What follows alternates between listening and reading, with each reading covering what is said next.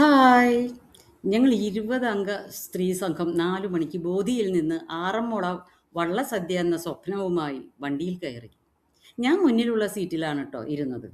അധികം സമയമൊന്നും വേണ്ടി വന്നില്ല. പിന്നിൽ നിന്ന് ചേച്ചിമാരുടെ പല രാഗങ്ങളിലുള്ള കൂർക്കമ്മലികൾ കേൾക്കാൻ തുടങ്ങി.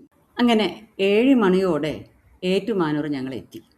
ചായ, പൂരി, ദോശ എന്നൊക്കെ കേട്ടപ്പോൾ ചേച്ചിമാർ ചാടി എഴുന്നേറ്റു.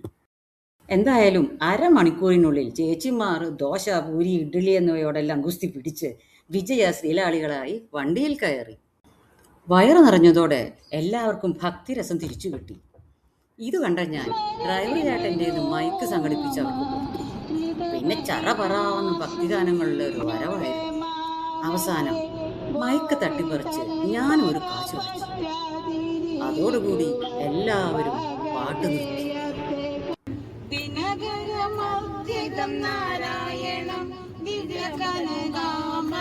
ഞങ്ങൾ പ്ലാൻ ഇട്ടതുപോലെ തന്നെ 10 മണിക്ക് പാർത്ഥസാരഥി അമ്പലത്തിലെത്തി.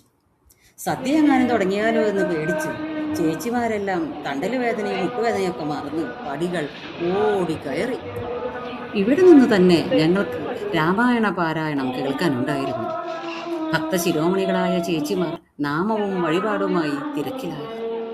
സദ്യ മാത്രം ഉന്നമച്ചു വന്നവർ ചെറിയ പരദൂഷണവുമായി കാത്തിരുന്നു.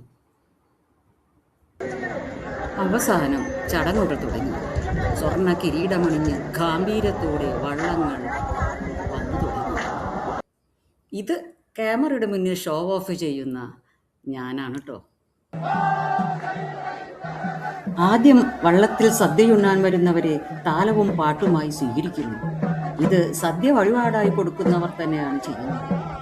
നടക്കിലെത്തിയാൽ കുറച്ചുനേരം അവിടെ നിന്നുകൊണ്ടും പാട്ടുപാടി പ്രസാദം കൊടുക്കുന്നു. പിന്നെ വീണ്ടും അവരെ സദ്യ വിളമ്പിയിരിക്കുന്ന സ്ഥലത്തേക്ക് ആനയിക്കുന്നു. അമ്പലത്തിനുള്ളിലുള്ള ഈ സദ്യ വള്ളത്തിൽ വരുന്നവർക്കും വഴിപാട് ചെയ്യുന്നവർക്കും പിന്നെ ഭാഗ്യമുണ്ടെങ്കിൽ ടിക്കറ്റ് എടുക്കാത്തവർക്കും ഉള്ളതാണ്. ഞങ്ങൾ സമയം കളയാതെ 300 രൂപയുടെ ടിക്കറ്റ് എടുത്തവർക്കുള്ള ഹാളിലേക്ക് പാഞ്ഞു. അവിടെയും ഞങ്ങളെ സ്വീകരിച്ചത് ഈ പാട്ടാണ്. സാമാന്യം നല്ല ക്യൂ ആയിരുന്നു. ഭാഗ്യമാണെന്ന് കരുതുന്ന പൂജയ്ക്ക് വയ്ക്കുന്ന വിഭവങ്ങളിൽ പായസം വിളമ്പാൻ അവർ എന്നെ കൈകാട്ടി വിളിച്ചു. ഇലയ്ക്ക് മുമ്പിലെത്തിയ ഞങ്ങൾ സമയം ഒട്ടും കളയാതെ വാരി വലിച്ചു തിന്ന് ഒരു ആമ്പക്കവുമിട്ട് അവിടെ നിന്ന് ഇറങ്ങി. വയറ് നിറഞ്ഞപ്പോൾ ഉറക്കം വരുന്നുണ്ടായിരുന്നു. എങ്കിലും ആറന്മുള കണ്ണാടികൾക്ക് കുറെ ഓർഡറുകൾ നാട്ടിൽ നിന്ന് കിട്ടിയിരുന്നു. അതെല്ലാം മേടിച്ച് സംതൃപ്തിയോടെ ഞങ്ങൾ അവിടം വിട്ടു. ഈ ചാനൽ സബ്സ്ക്രൈബ് ചെയ്യാനും ലൈക്ക് ചെയ്യാനും മറക്കണ്ട കേട്ടോ.